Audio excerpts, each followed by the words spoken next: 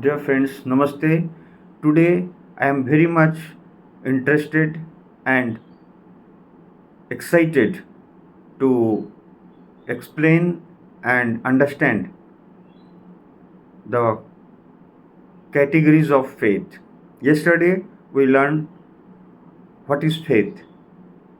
Today we'll read out from chapter number 17, text number 2. The sloka says that according to man's nature, their faith is of three kinds, either sattviki or rajasi or tamasi. Now we'll understand from the slok itself and the explanations.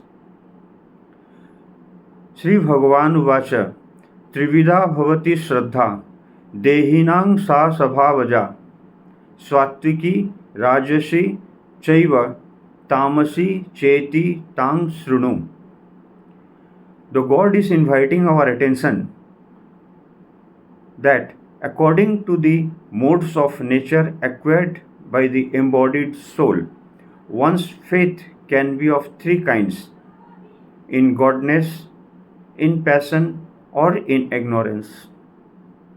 Those who knows the rules and regulations of the scriptures but out of laziness or indolence give up following those rules and regulations are governed by the modes of material nature.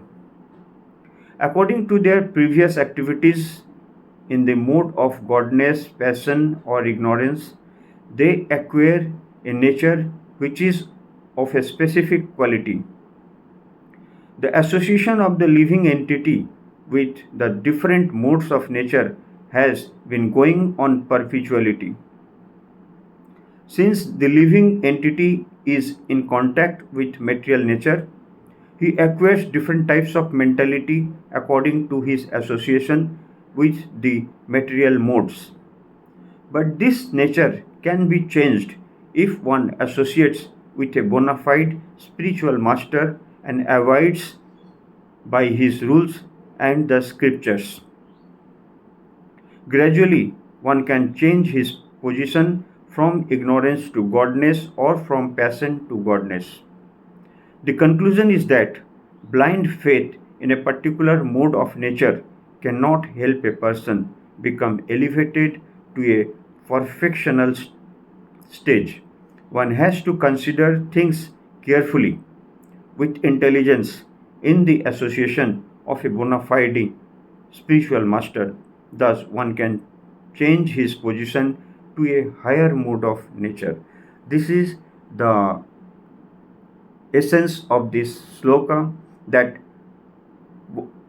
if we are living in a state of tamasic or rajasic, by the help of our bona fide master or guru, we can elevate it to the upper level, Satviki.